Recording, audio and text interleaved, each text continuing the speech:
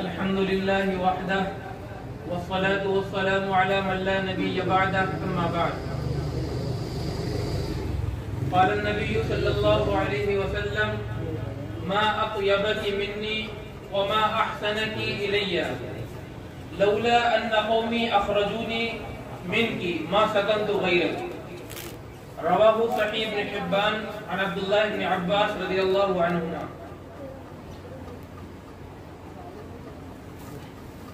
وقال النبي صلى الله عليه وسلم: اللهم حبب إلينا المدينة كما حببت إلينا المكة وأشد. رواه صحيح بن حبان عن عائشة رضي الله تعالى عنها أو كما قال عليه الصلاة والسلام. حضرت صدر و حضرات اساتذہ کرام اور عزیز طلبہ اور ساتھیوں، آج 15 اگست یوم آزادی کا دن ہے۔ 15 اگست 1947 میں ہمارا دیش آزاد ہوا اور اس دن کو یوم آزادی منایا جاتا ہے۔ آپ دیکھیں گے جگہ جگہ مدرسوں میں، اسکولوں میں، کالجوں میں یہ پروگرام ہوتے ہیں، بچے جھنڈے لیتے ہیں، شیرینیاں تقسیم کی جاتی ہیں اور مجاہدین آزادی کا تذکرہ کیا جاتا ہے۔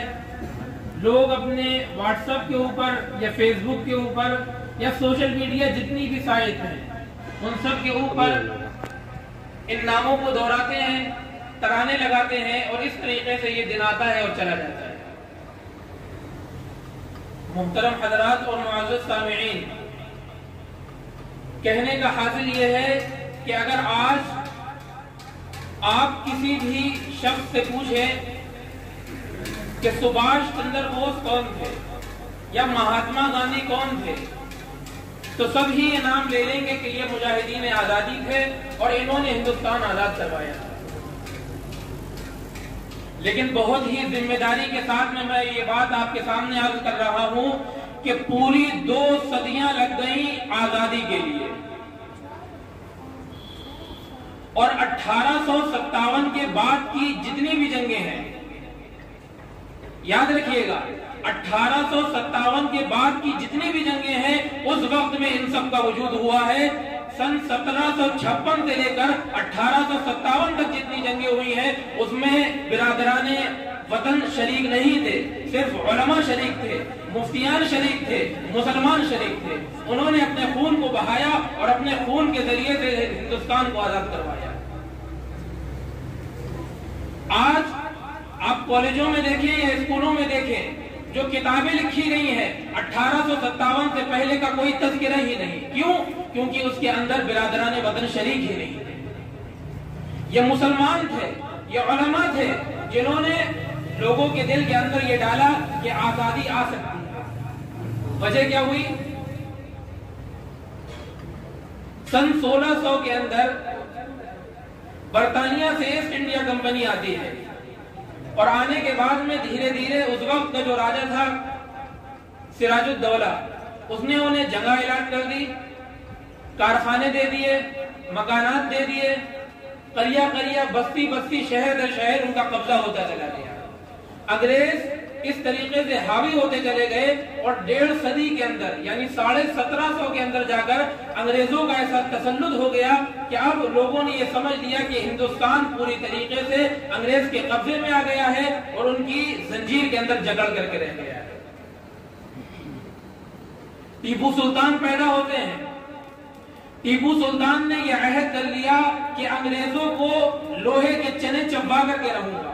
ٹیپو سلطان نے یہ عہد کر لیا کہ ہندوستان کو آزاد کروا کر کے رہوں گا۔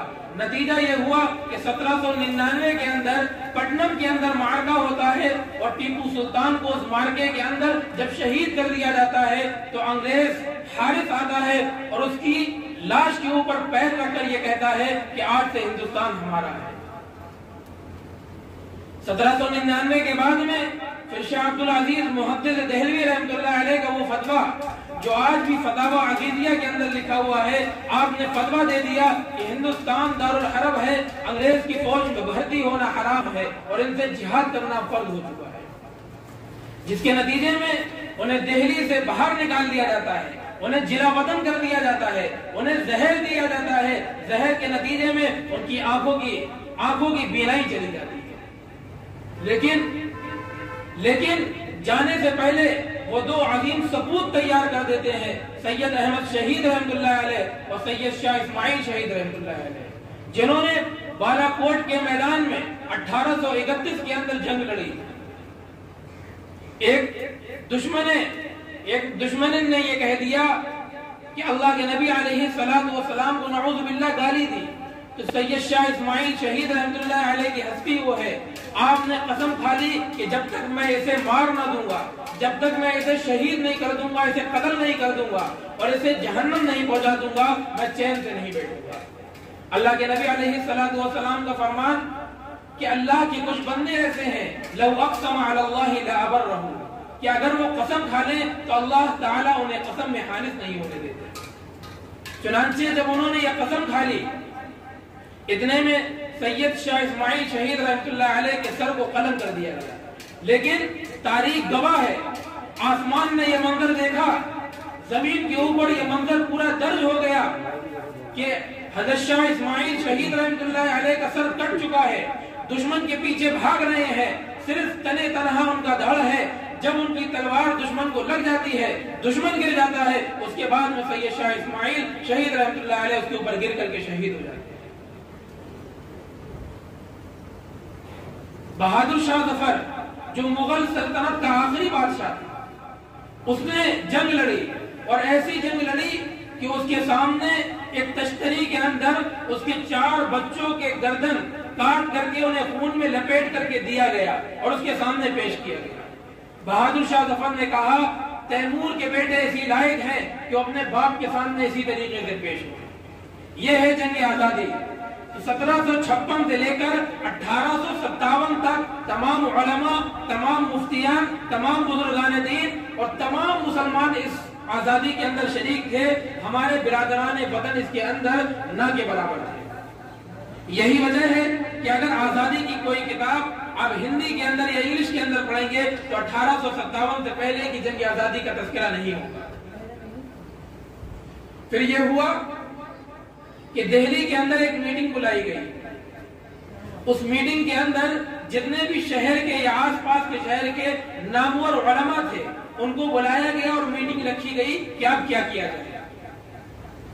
چنانچہ اس میٹنگ کے اندر بات آئی کہ ہماری تعداد بہت کم ہے، دشمن کی تعداد بہت زیادہ ہے، اب کیا ہو سکتا ہے۔ لیکن حضرت نانوتوی رحمۃ اللہ علیہ کا ایک جملہ تھا، اس جملے کے اندر اس میٹنگ کا فیصلہ ہو گیا۔ حضرت نانوتوی نے فرمایا کیا ہماری تعداد بدریین سے بھی کم ہے؟ کیا ہم بدریین سے بھی کم ہے؟ صرف حضرت نانوتوی کا یہ جملہ تھا اور اس جملے کے اندر اس میٹنگ کا پورا میٹنگ طے ہو گئی اور یہ طے ہو گیا کہ اب جنگ ہوگی۔ چنانچہ 1857 کی جنگ لڑی گئی، لیکن نتیجہ یہ ہوا کہ اس جنگ میں بھی ناکامی ہوئی۔ اس کے بعد میں پھر انگریز نے ہندوستان کے اندر رہنے والے اپنے لیڈران سے پوچھا کہ ان مسلمانوں کو کیسے قبضے میں رکھا جا سکتا ہے، کیسے ان کے اوپر قابو پایا جا سکتا ہے۔ تو اسے جو رپورٹ پیش کی گئی وہ یہ کہا گیا کہ اگر مدرسوں کو ختم کر دیا جائے اور قرآن کے نسخے جلا دیا جائے اور علماء سے ان کا رابطہ ختم کر دیا جائے تو مسلمان قوم بالکل ختم ہو جائے گی۔ چنانچہ مدرسوں کے اوپر بلڈوزر چلایا گیا، علماء کو شہید کر دیا گیا، ہاتھی کے پھندوں پر چڑھا دیا گیا، ہاتھیوں کے اوپر کھڑا کر کے رسی باندھ کر ہاتھی نیچے سے چلا دیے گئے، انگاروں پر انہیں ڈال دیا گیا، قرآن کے نسخے جلا دیے گئے۔ بالآخر جب یہ 4-5 سال کے بعد میں جن علماء کو بند کر دیا گیا جیلوں کے اندر، جب یہ علماء جیل سے نکل کر کے آئے، جب انہوں نے یہ دیکھا کہ ان کے وہ باپ یا ان کے وہ دادا جنہوں نے جنگ آزادی کے لیے اپنے خون کو بہایا تھا اور لوگ جن کے پسینے کے سامنے اپنا خون دینے کے لیے تیار رہتے تھے، آج ان کے بچے اور ان کے پوتے در در کی ٹھوکریں کھا رہے ہیں اور عیسائیت سڑکوں پر آ گئی، عیسائی لوگ سڑک پر آ گئے اور آ کر کے کہنے لگے کہ ان بچوں کو ہمیں دو، ہم فری میں اور مفت میں انہیں کھلائیں گے، انہیں پلائیں گے، انہیں کپڑے دیں گے اور انہیں تعلیمات سے روشناس کرائیں گے۔ جب ان علماء نے یہ دیکھا کہ یہ بچوں کو عیسائی بنانے کی تبلیغ کی جا رہی ہے، تو پھر ہمارے علماء اکرام نے سن 30 مئی 1866 کے اندر دارالعلوم دیوبند کی بنیاد رکھی۔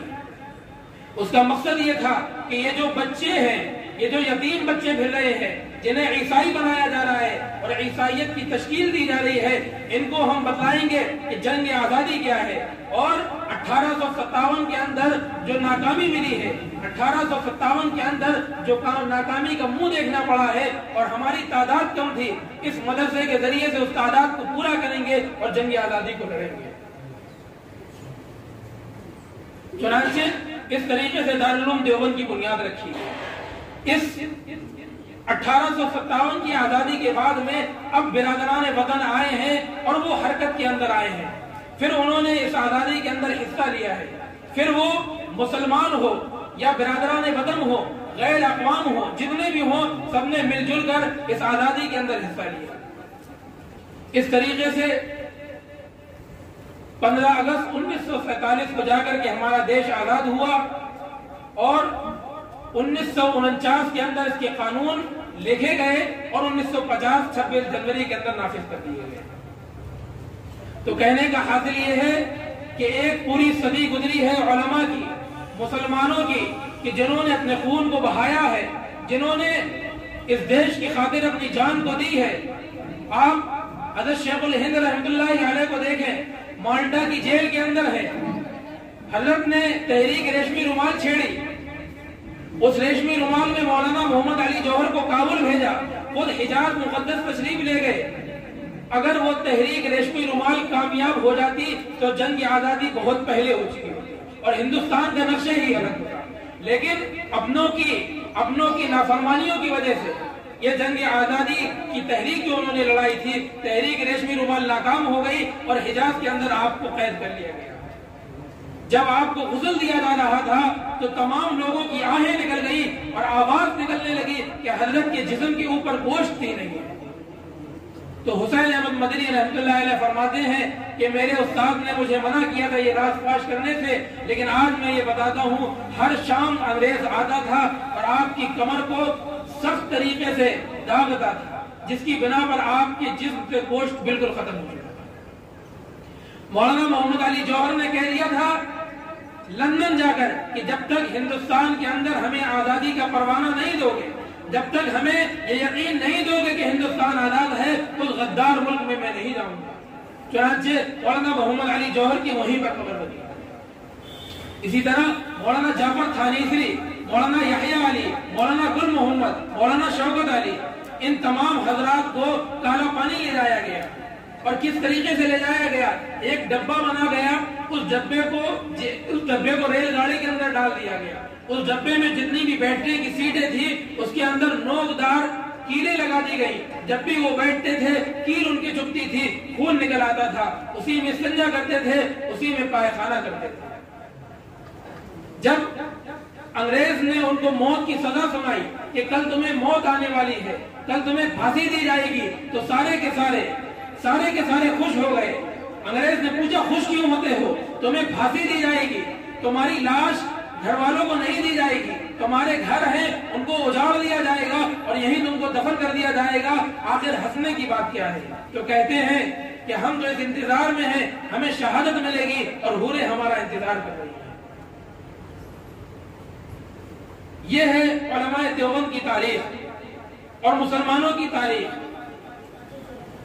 شاعر یہ کہتا ہے کہ پتا پتا بوٹا بوٹا حال ہمارا جانے ہے، پتا پتا بوٹا بوٹا حال ہمارا جانے ہے، جانے نہ جانے گل ہی نہ جانے باغ تو سارا جانے ہے۔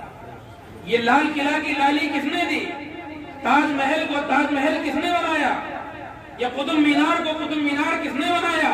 یہ مسلمان ہی تو تھے جنہوں نے اس ہندوستان کو سونے کی چڑیا بنایا، اس ہندوستان کو خزانہ بنایا، جس کی بنا پر برطانیہ سے انگلینڈ، برطانیہ سے انگریز آئے، لندن سے آئے، انگلینڈ سے آئے، اور آ کر کے اس ہندوستان کو سونے کی چڑیا کھینچ دیا گیا اور اس کے سارے خزانے کو نکال دیا گیا۔ تاج محل کے اوپر جتنا بھی سونا لگا تھا اس پورے سونے کو نکال دیا گیا۔